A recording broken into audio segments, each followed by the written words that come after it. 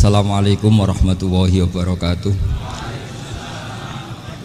Bismillahirrahmanirrahim. Tabarakalladzi nazzalal furqana ala 'abdihi liyakuna lil 'alamin nadhira. Allahumma shalli wa sallim ala sayyidina Maulana Muhammad wa ala alihi wa sahbihi asma'in. Nama ba'du. Semua pengurus PBNU yang saya hormati, semua habaib, semua ulama yang saya hormati, wabil khusus Kiai Haji Abdul Manan, Ketua Lembaga Dakwah PBNU, yang meskipun mondoknya hanya 3 bulan ini sebetulnya problem, sehingga saya kesini ini sebetulnya tidak pernah merasa ibadah. Ini bukan dakwah, ini show dakwah. Jadi yang namanya dakwah itu ya orang-orang di kampung nggak bisa ngaji diajarin ngaji, seperti saya di Jogja, di Rembang. Kalau ini show dakwah, dan ini ada agak kesalahan karena mondoknya hanya 3 bulan. Jadi tidak bisa bedakan mana dakwah, mana show dakwah. Ini jelas show itu. Mungkin yang benar-benar dakwah yang sekarang sedang bikin masjid di pedalaman Kalimantan, pedalaman Sulawesi, atau saudara-saudara kita yang di Korea, saya kemarin di Korea, itu dakwah betul. Kalau ini agak-agak tontonan. Ya tapi masih bagus lah, melihat wajahnya habib ulama itu ibadah. Tapi begini ya, yang jelas saya berharap sekali, saya diundang sekali ini saja, jangan diulang. Karena mencintai ulama itu baik, tapi ngatur ulama itu dosa. Ini jadi ini harus dicatat.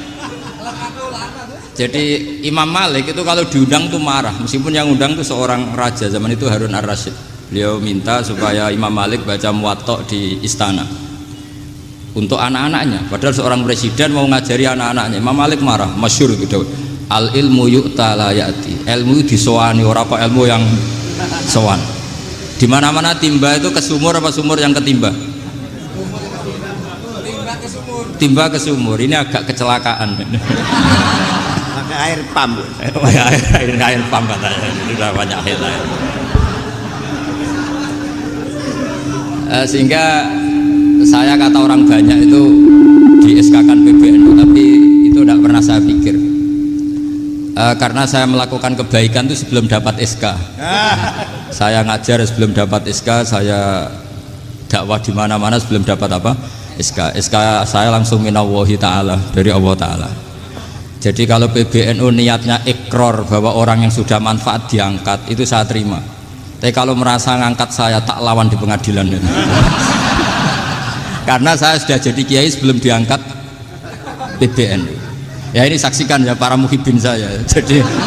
Jadi kalau SK itu ikrar, ngakui kalau Gus Bak manfaat, saya terima. Kan hanya ikrar saja, Pak. Tapi kalau merasa ngangkat dari bawah ke atas, itu tak lawan sampai apa? Pengadilan, sampai di akhirat. Tersangkanya ya yang sedang jabat sekarang itu. Tapi saya yakin enggak, Kiai Miftahul Ahyar itu orang alim, karena alumni Sidogiri dan menantunya Syekh Duki. Di antara gurunya itu pernah mbah mertua saya, karena istri saya orang Sidogiri. Beliau juga besanan sama keluarga Lasem, saya ini Durriyah Lasem. Pak Said Akil juga orang alim, mbah-mbahnya juga orang alim. Baru kemarin nyocokkan nasab sama saya. Buyut-buyutnya beliau itu adik buyut saya, pernah cocokkan sama saya. Gus, saya sama saya tua mana? Tua saya, buyut kamu adik buyut saya, kata saya gitu. Tapi saya tetap hormat sama beliau karena ya pernah sepuh umurnya setidaknya. Jadi saya ulang lagi, ngaji seperti ini itu sebetulnya lebih ke show, pertunjukan, supaya pertunjukan ini tidak dosa. Saya isi ngaji betulan. Tapi jangan diulang, karena biasa ngaji rutin. Saya di Jogja tafsir Jalalain sudah juz 23, pernah khatam hikam, sekarang Nashihul Ibad separuh. Saya ngaji di Sidogiri Itkon, di Sarang Balaghatul Quran, di Hajen Lubul Usul, tapi sarahnya yang Thariqatul Husul, sarahnya Mbah Sahal Mahfud. Jadi baru di sini ngaji bersaing sama orang yang mondok berapa? 3 bulan. Ini masalah. Masalah. Nggak boleh mondok itu harus buat tulis zaman. Tapi ya tidak apa-apa, mungkin laduni ya. Jadi kalau mondok cepet itu kemungkinannya apa? Laduni. Begini, tapi saya tertarik apa yang dikatakan Kiai Haji Abdul Manan tadi menyangkut kalimat tauhid. Saya ngaji di mana-mana bilang, kalau ngaji itu yang tahqiq itu detail. Detail itu bahasa Arabnya tahqiq. Jadi kita misalnya berpikir secara jernih, orang yang kafir 70 tahun itu pasti menjadi muslim karena melafadzkan la ilaha illallah. Dan itu bi ijma'il ulama. Semua ulama mengatakan demikian. Saya ulang lagi, itu bi ijma'il ulama. Karena mansus di Quran ada ayat qulil ladzina kafaru iyantahu yughfar lahum ma qad salaf. Kalau orang yang kafir 70 tahun bisa dihilangkan kekafirannya hanya dengan kalimat la ilaha illallah Muhammadur Rasulullah. Berarti kalimat ini statusnya apa? Penghilang kekafiran, apa? Penghilang kekafiran. Lalu ada kelompok yang mengatakan gara-gara kalimat la ilaha illallah dan pegang patok nisan itu orang menjadi kafir. Ini kan jadi paradok. Lafat yang kita statuskan sebagai penghilang kekafiran dengan lafat yang sama orang menjadi kafir. Itu nggak ketemu nalar. Mbok nalar paling apapun tetap nggak ketemu. Kecuali tadi ya dalilnya pokok yang ngotot tadi. Itu memang kacau itu. Tapi alhamdulillah mereka insya Allah ya sadar. Kamu jangan bayangkan mereka tidak sadar terus, berarti kamu doanya jelek. Bisa saja mereka sudah ingin sadar, berhubung digojlok ini terus gak jadi sadar. Jadi jangan-jangan salah kita karena sering gojlok sehingga yang mau sadar jadi tidak apa? Nggak sadar. Saya tadi jam 10 sampai setengah 2 masih ngajar di pondok saya ngajar tafsir masih di Rembang sana saya. Terus saya ke Semarang Delalah Muyassar. Ya mungkin agak-agak keramat, jadi tetap jam 3:4 saya bisa ketemu Habib Umar Hafid. Saya beberapa menit ya diskusi tentang manhaj beliau, dan kebetulan saya sering belajar kitab beliau sama alumni-alumni Darul Mustafa. Meskipun saya tidak pernah ke sana, tapi saya tahu betul mazhab beliau karena al arwah junudun apa? Mujannada.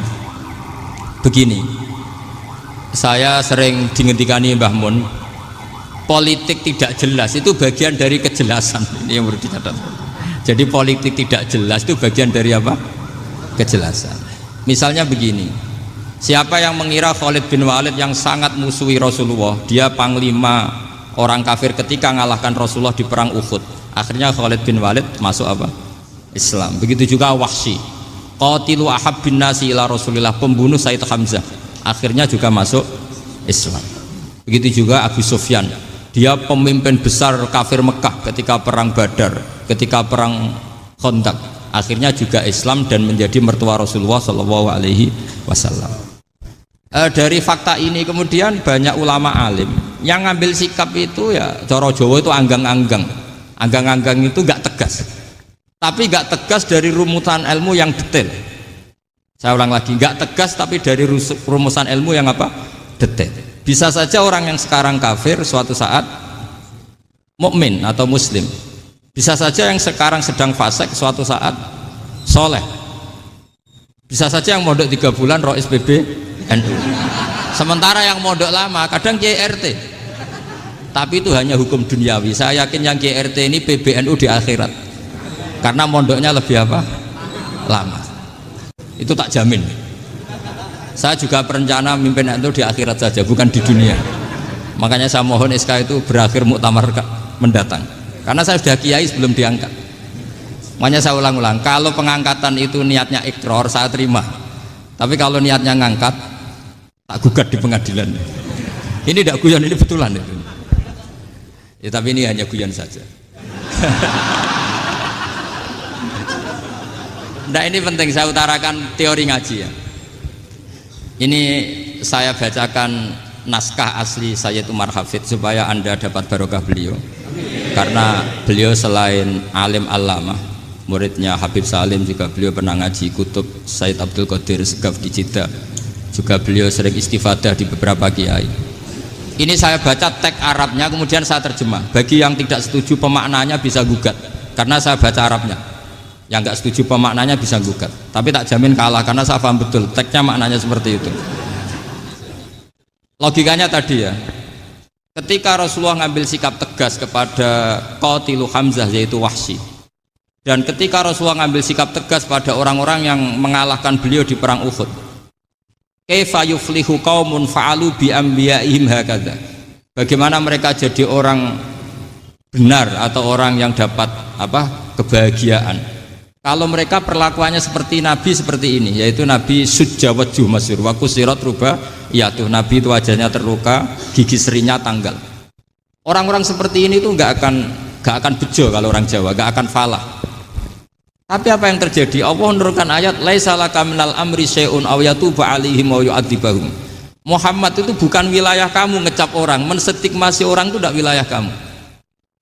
Saya bisa saja mengampuni mereka atau menyiksa saya itu atau menyiksa mereka itu wilayah saya, kata Allah. Saya bisa saja mengampuni mereka atau menyiksa mereka itu wilayah saya. Sehingga akhirnya apa? Rasulullah tidak ngambil sikap yang mungkin orang lain mengatakan itu tidak tegas, tapi itu kearifan. Betul, akhirnya Wahsy malah masuk Islam. Khalid bin Walid panglimanya juga masuk Islam.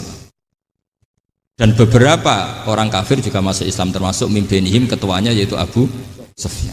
Ini penting saya utarakan. Makanya ini saya baca pembenaran dari konstruksi pikiran tadi. Nah ini supaya khas. Ini khasnya orang mondok 10 tahun nih. Jadi ini tak baca ini. Nah, biar jelas ini nanti tagnya persis ya, tidak saya rubah. Ini di kitabnya Habib Umar Hafid, namanya itu Taujihun Nabi Limardoti Bari.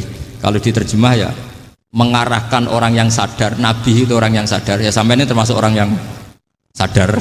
Limardoti Robbi, menuju mendapat ridho Tuhan atau Allah Subhanahu wa Ta'ala. Saya baca tagnya ini di halaman 179. Ini tidak ada yang saya rubah, tidak saya kurangi.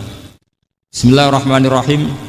Fala buddha an wattina qulubana ala annana khodamatu ahli hadal qaul wa yattali'u wa min qulubina annana na'taqidu imkaniyata ayyasfa'a fi ahadina yaumal qiyamati man huwal ana kafirun yuslimu faya'lu sya'nu indal haqqi fayakunu sababan li kholasika fil qiyamah yumkinu dzalik.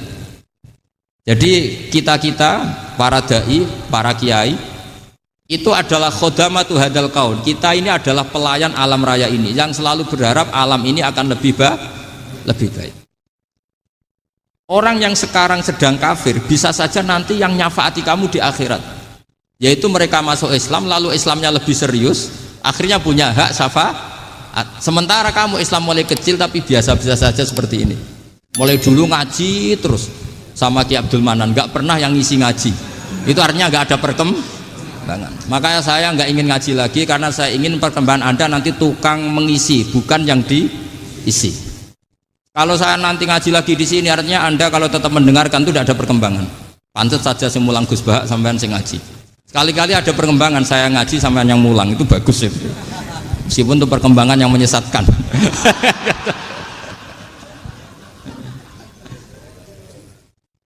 Ini penting saya utarakan. Ini dawuhnya Said Umar ya. Orang yang sekarang sedang kafir bisa saja orang ini nanti nyafaati kamu, yaitu beliau orang ini Islam, kemudian Islamnya serius, maka punya hak syafaat. Sementara kamu Islamnya biasa-biasa saja. Itu masyhur kayak Sayyidina Umar. Sayyidina Umar Islam di hari itu langsung makomnya makom yang a'la, sehingga mengalahkan yang sudah Islam lebih lama. Karena Islamnya Umar itu menjadi izzatul Islam betul. Makanya jangan benci orang tegas teman-teman, kadang ya ada baiknya. Abu Bakar itu sudah Islam tapi layinal janib, orangnya santun. Kalau dipisoi orang yang menengahi lah, kira-kira seperti itu. Begitu juga Bilal, Ammar, Suhaib. Singkat cerita, Rasulullah itu sering dibully ya, sering disiksa orang-orang kafir. Rasulullah berharap, wah kalau yang Islam gini terus repot. Melihat Umar ini petarung di pasar Uka, dia dapat uang itu kalau tarung, menangan. Kata Rasulullah, kalau ini yang Islam ya bagus. Beliau berdoa, Allahumma aizal Islam bi Umar. Itu kira-kira 2 hari dari doa beliau, Umar masuk Islam. Itu pertama masuk Islam itu orang-orang kafir diparani. Kalau kamu ganggu Rasulullah Muhammad tak bunuh. Semenjak itu orang kafir yang gentenan sembunyi. Sehingga kata para mereka yang Islam, Islam selalu jaya mut aslama Umar, ketika Umar masuk Islam. Itu dalam satu hari Islam itu Rasulullah sudah ngendikan Umar yang Islam sehari ini imannya kalau ditimbang separuh ahli dunia masih unggul sama Islamnya Umar. Nah bisa saja seperti itu. Jadi saya minta sama teman-teman yang mencintai ilmu, tidak tegas itu bagian dari ketegasan dalam ilmiah, karena kita ini tidak mengendalikan dunia, tidak mengendalikan hidayat, hanya Allah piyambak yang ngasih apa? Hidayat. Maka sikap kita laisalaka minal amri syai'un aw yatuba alaihim aw yu'adzibahum. Rasulullah yang ahabbul khalqi ilallah saja tidak boleh tegas karena semuanya potensi itu ada. Cuma kita tegas dalam kebenaran saja, tapi nggak perlu tegas dalam mengawal kebenaran. Kenapa demikian? Karena Islam ini agama yang akan dijaga Allah ila yaumil. Yang jaga Islam bukan PBNU, bukan PP Muhammadiyah, bukan kiai. Yang menjaga Islam namun Allah Subhanahu wa ta'ala. Makanya Sayyidina Umar itu kalau disuruh mikir Islam itu gak mau betul. Masyhur itu dalam tarikh-tarikh. Umar mimpin itu sukses, banyak futuhat. Singkat cerita akhirnya orang tuh kelangenan, wah kalau Umar meninggal kayak apa. Sehingga Abdullah bin Umar setiap jalan-jalan tuh dibully, kalau sekarang dibully. Ya Abdullah bin Umar, bapak kamu itu gimana?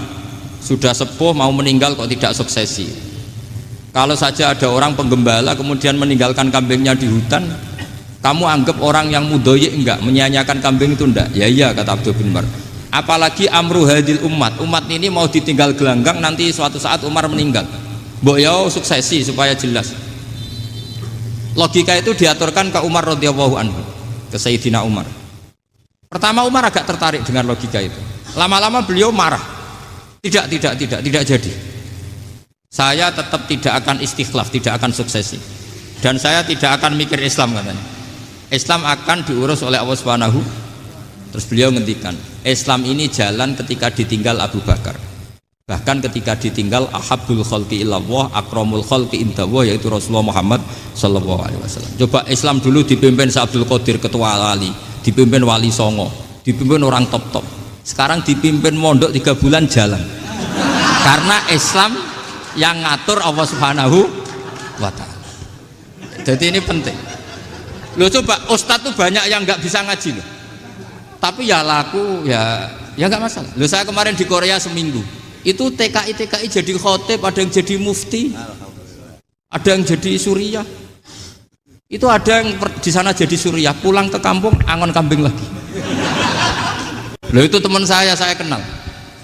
Suriah Korea. Iya suriah Korea tapi. Artinya gini, bahkan masjid semua yang di Korea itu didirikan oleh TKI dan TKW. Mereka digerakkan Allah untuk mikir agama, karena agama ini milik Allah. TKI saja mikir.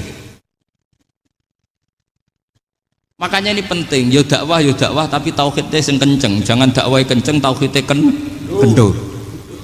Itu bahaya betul. Saya ulang lagi ya, ini dawuh Habib Umar. Jadi kata beliau, fala budda an wattina kulubana, kita harus yakin seyakin-yakinnya bahwa semua kemungkinan itu mungkin. Makanya masyhur dalam tarikh ketika kafir Quraisy mau disiksa oleh para malaikat karena mereka sering menyakiti Nabi, kata Nabi gimana? Jangan. Saya berharap kalau bapaknya tidak mukmin, suatu saat anaknya mukmin. Masyhur dalam tarikh.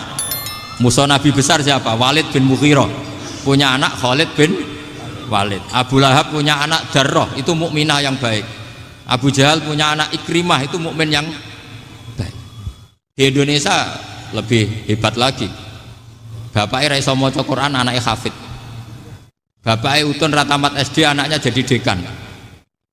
Di Indonesia banyak orang nggak siapa-siapa, anaknya jadi presiden, anaknya jadi menteri. Artinya jangan karena bapaknya kafir kamu nganggep anak turunnya pasti selalu kafir. Teori itu sudah salah zaman Rasulullah. Yaitu Walid akhirnya punya anak Khalid, Abu Lahab punya anak Darrah, terus siapa? Abu Jahal punya anak siapa?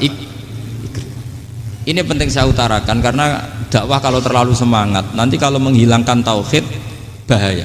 Tetap innal huda. Uni Soviet kayak apa? Mengkooptasi negara-negara sekelilingnya sampai jadi Zuni. Tapi apa yang terjadi? Uni Soviet yang runtuh, persemakmurannya semua rata-rata jadi negara apa? Islam, kayak Uzbek, kayak Ceknya, kayak apa-apa. Karena agama ini diurus Allah. Sehingga kalau tapi kamu ngitmai agama nggak apa-apa. Makanya istilahnya Habib Umar, khodamah itu pelayan, nggak apa-apa. Kita ngitmai agama itu nggak apa-apa. Dengan ngitmai terus mikir nggak apa-apa. Tapi jangan mikir yang merasa kalau kita mati, wah nanti agama ini kukut karena saya mati. Kamu itu siapa? Agama Islam ini tidak pernah dipasrahkan kamu. Diurus oleh Allah Subhanahu wa Ta'ala sendiri. Sehingga ketika Wali Songo meninggal, agama ini tambah kuat sampai sekarang. Kecil saya itu kalau pengajian susahnya bukan main, harus izin sana sini. Sekarang setiap pengajian polseknya datang, polresnya datang, nggak ada intel, nggak ada apa. Padahal kiai dulu sama kiai sekarang itu kira-kira alim mana? Alim kiai dulu. Mbah Hasyim Asy'ari itu ngarang kitab sampai dibaca di Yaman. Saya sering baca juga kitab beliau, Risalatu Ahli Sunnah wal Jamaah. Kiai sekarang mau terjemah aja kadang salah memahami. Tapi ya Islam tetap jalan karena Islam ini dikawal, dijaga oleh Allah Subhanahu wa Ta'ala. Maka kalau dalam cerita tarikh sirahnya Ibnu Ishaq itu, tauhid itu penting. Beliau cerita begini, Sayyid Abdullah itu namanya Abdullah bin Abdul Muthalib. Kita tahu kenangannya Rasulullah terbanyak itu bukan dengan Sayyid Abdullah tapi dengan Sayyid Abdul Muthalib, dengan mbahnya. Karena Nabi itu mulai kecil dirawat oleh siapa? Mbahnya. Yaitu yang disebut Nabi ketika 2 bulan kan abahnya sudah meninggal. Ya saya baca ya, pakai bahasa Arab biar jadi bid'ah. Nanti kalau bahasa Indonesia ada bid'ah. Tidak betul. Diba atau berjanji sebenarnya itu kitab sejarah, berhubung dibaca bahasa Arab terus kayak mantra. Terus yang belakang mau nyenggai soleh aleh, sehingga kubu sebelah bilang tuh khurafat dan bid'ah. Coba diterjemah ini, coba nanti saya baca bahasa Arab. Walamma tamma min hamli syahroni ala masyuril aqwalil marwiyatu fiya bil madinati abuhu Abdullah wa kana qad istaza bi aqwalihi bani adi minat taifatin najariyah wa makatha syahron saqiman yu'anu nasukmahu wasyaqwa. Terus di pojok sana bilang soleh aleh. Pasti kubu sebelah yang liwat, wah itu khurafat bid'ah karena dianggap mantra. Padahal artinya coba sampean baca bahasa Indonesia. Ketika hamil Rasulullah umur 2 bulan, abahnya meninggal di kota Abwa. Kota Abwa adalah kota keluarga besar ibunya Sayyid Abdullah. Kebetulan pas ke sana beliau sakit sampai 1 bulan dirawat. Bid'ahnya di mana kalau diterjemah? Wong itu kitab tarikh. Makanya saya nggak tahu yang membid'ah-bid'ahkan tiba itu karena tadi. Tapi sampean juga ikut salah karena nyenggai sholawat tantok itu. Jadi makanya saya bilang tadi kalau bahasa Arab bid'ah, kalau sudah terjemah tidak bid'ah karena kelihatan kalau itu hanya kitab tarikh. Loh, coba bid'ahnya di mana? Wa ba'du fa'aqulu wa Muhammad bin Abdullah bin Abdul Muthalib bin Hasyim. Itu kalau diterjemahkan, kamu harus tahu siapa nama Muhammad. Muhammad punya abah siapa? Rasulullah Muhammad Abdullah. Punya abah siapa? Abdul Mut. Punya abah siapa? Hasyim. Coba baca gitu di kubu sebelah. Oh iya gitu. Berhubung baca bahasa Arab. Wa ba'du fa'aqulu wa Muhammad bin Abdullah bin Abdul Muthalib bin Hasyim. Jadi itu hanya salah baca saja itu. Maksudnya salah yang ngukumi, bukan salah yang baca, salah yang apa? Ngukumi. Sayyid Abdullah ini orang yang tauhidnya sangat kuat. Sayyid Abdul Muthalib lebih kuat lagi. Saya cerita sedikit betapa pentingnya tauhid. Ketika pasukan Abraha bawa pasukan gajah mau menyerang apa? Ka'bah. Itu sebelum menyerang itu semua aset-aset milik orang kafir Quraisy, milik orang Quraisy lah. Itu ditawan, diambil, termasuk milik Sayyid Abdul Muthalib, milik Abdul Muthalib.